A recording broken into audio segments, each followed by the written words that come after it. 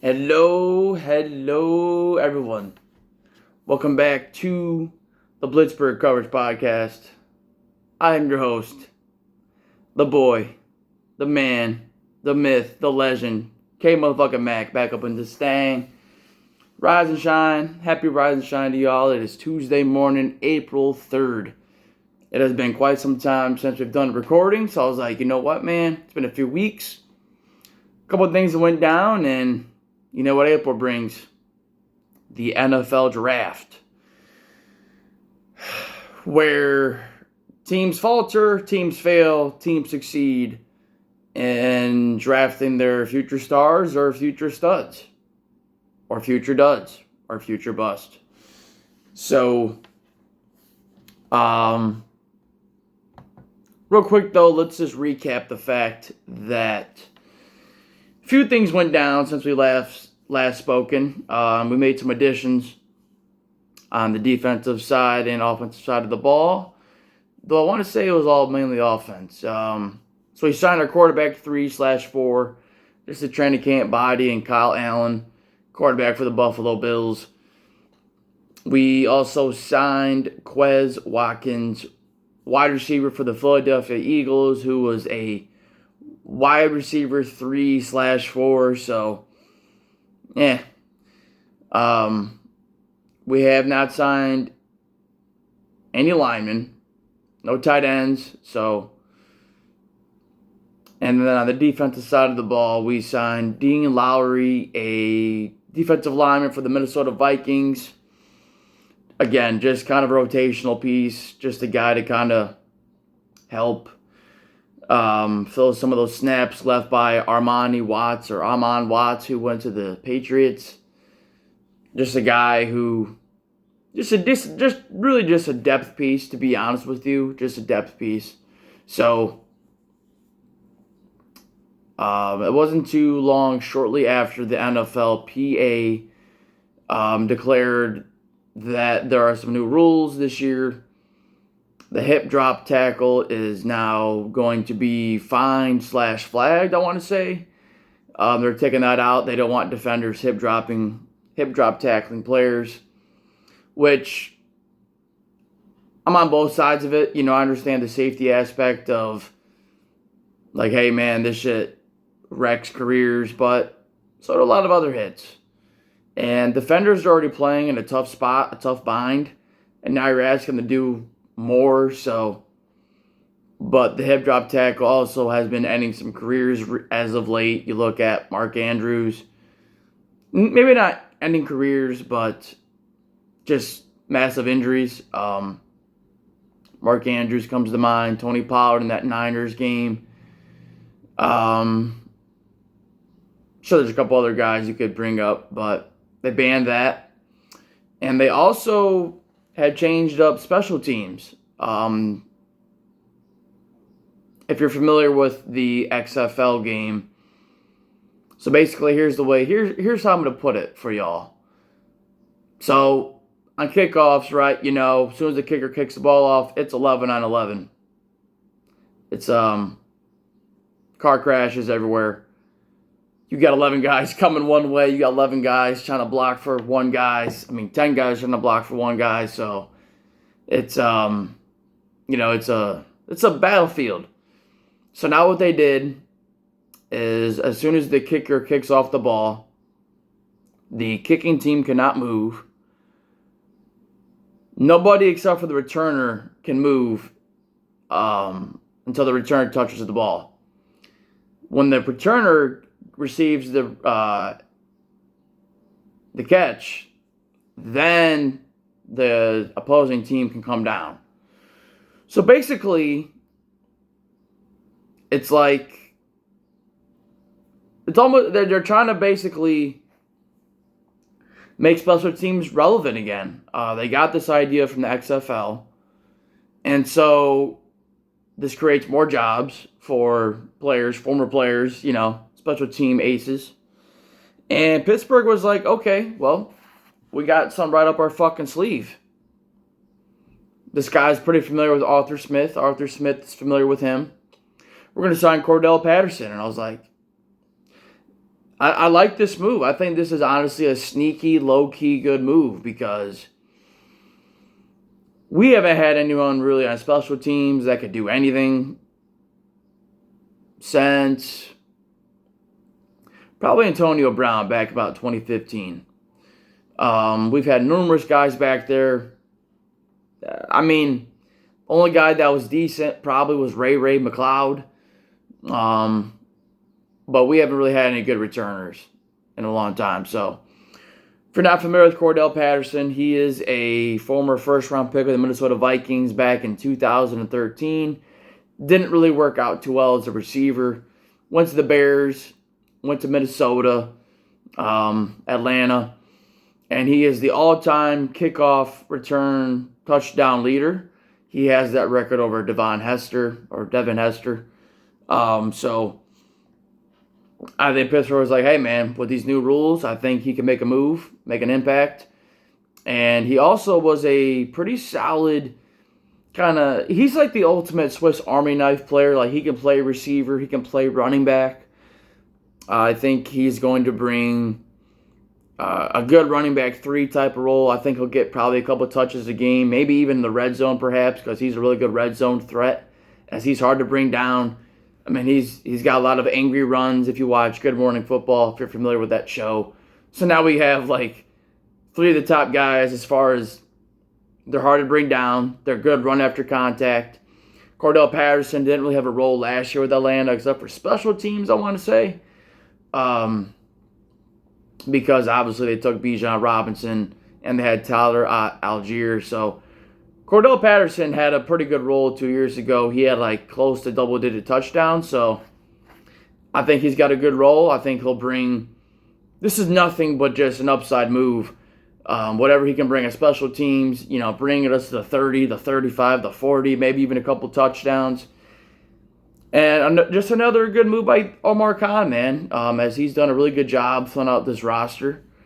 Any way we're trying to improve, he's trying to do it. So I really like that mindset of being aggressive, as I mentioned before. Very unfamiliar with that, as usually we like to just lay in the weeds, just a couple of moves. But Cordell Patterson will have a role on this team. Probably more special teams, but hey, if Najee or Jalen Warren goes down, at least we have a decent running back that can do some things there.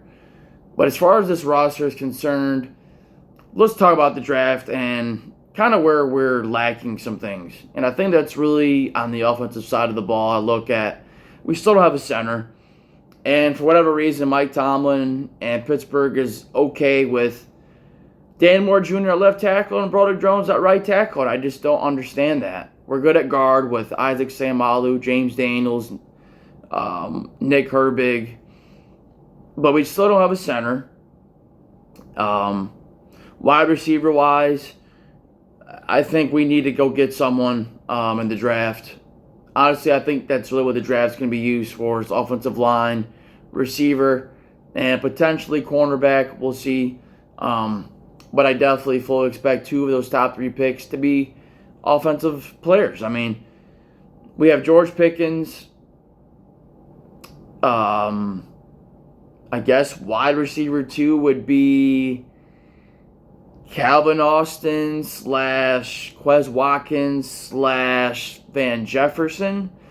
Unless Arthur Smith really plans on utilizing Darnell Washington and Freiermuth in the passing game, which I would be okay with, but I wasn't really too... you know what? He actually did give Jonnu Smith and Kyle Pitts decent volume, so maybe we're leaning more in that direction. But offensively speaking, definitely not going to add to quarterbacks. No running backs. So, yeah, I would probably go in the first round. I would personally go tackle, probably Armarius Mims, another Georgia tackle, though he's had some injury concerns. Raw prospect. But Broderick Jones is a raw prospect, and I thought he played well in the time he did. More at left tackle than right tackle, but, whatever. They love Dan Moore Jr. just because he's been a starter. I mean, it doesn't mean he's good. But, You also got to look at, I think, centers in play there at 20. Potentially receiver, but I wouldn't be happy if we drafted a receiver in the first round because this is a very wide receiver deep class, and that's why I'm more or less looking to the rounds 2 or 3 to get receivers. As I really think we need to get a bona fide center or a bona fide tackle, and then maybe get whatever one we didn't get, maybe get in round 3 or 2, because I know there's some decent centers there in rounds 2 and 3. So let's talk about the defensive side of the ball. Personally, I think defensive line isn't being talked about enough. I mean, Cameron Hayward, Keanu Benton, who's the other defensive end going to be? Larry Ogunjobi. We're good on outside linebackers with Highsmith, TJ, and then Herbig. Little bro, Nate Herbig, stepping up in year 2. Marcus Colin's a free agent. Inside linebackers, it's probably going to be Patrick Queen, Alanda Roberts, and maybe a draft pick. But I think if we're going to draft anything on defense, I'm looking more or less at cornerback because right now I can confidently only say we only have one starting good corner in Joey Porter Jr. because I'm not really sure what Dante Jackson is going to bring. I think he can be a decent 3, but I think he'll be the other starting outside corner. So I think we need to draft the slot corner. And I would look at none other than Mike Sanders still, nickelback out of Michigan. I know that might be a little biased. If y'all know, Big Blue, go Blue. Michigan fan here. Been repping since birth. And he was fantastic for Michigan, man. Big-time playmaker. Good tackler. Was a former receiver, so he's good at playing on the ball. He's good, pass deflections. Willing tackler. Just good to slot. And here's how I would compare him to Mike Hilton 2.0. Maybe a safety, though I think Pittsburgh's fine. I think they're fine with Minka and Deshaun Elliott. Maybe we'll bring back Eric Rowe. I think that'd be a good move. But I think really if we draft anything on defense, I would look at defensive line or cornerback. But that all just kind of depends on how the board falls. We might trade down, we might trade up. But as it stands today, we don't really have a solid core of corners at this point in time. Unless they see a diamond in the rough with Darius Rush or whoever, James Pierre maybe, I don't know. But I definitely think as it stands today, for me, offensive line, receiver, and cornerback, potentially inside linebacker, but I'm not really too familiar with the inside linebackers in this draft. Kind of seems like inside linebackers, unless you get an all-time kind of talent or like a really good talented linebacker, you can kind of just fill them in with later round prospects. But as it stands today, we're good at quarterback, running back, need a receiver, tight end we're cool at, guards we're good at, we need a center or a tackle, defensive line, nose tackle like Benton. I would like to see another defensive lineman there. We got to get someone because Cam's getting old. Ogunjobi's okay.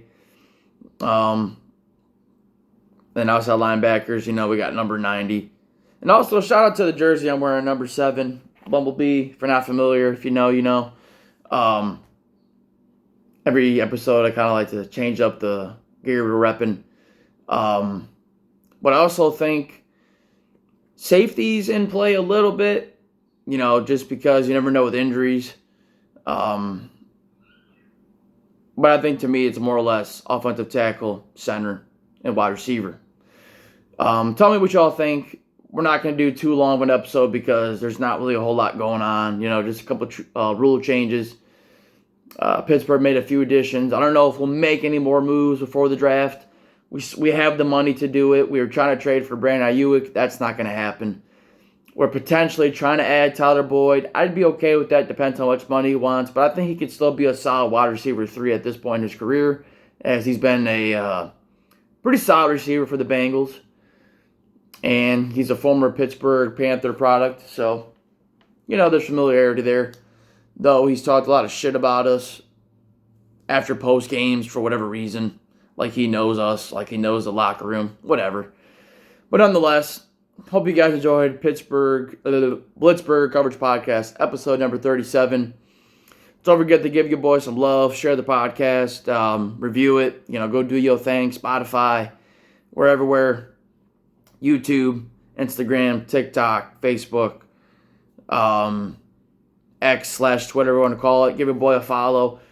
Tell me all what y'all think, man. How you feeling about our offseason so far? You think we'll make any more moves before the draft?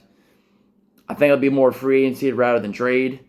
Give your boy some feedback. And what do you guys think for the draft, man? How y'all feeling? What do you think? Receiver, tackle, center, defensive back, D-line. Tell me all what y'all think. And have a great Tuesday. And hope you all had a good holiday weekend, Easter weekend. We're out of here. Shorter episode. Let's go, man. Let's keep it going. Can't wait. Today's the 3rd. The draft is the 25th or the 24th, I want to say. So it's about 3 weeks from this week. So we got 3 weeks. Hope you all enjoyed this episode. Your boys out. K-Mac out. Peace.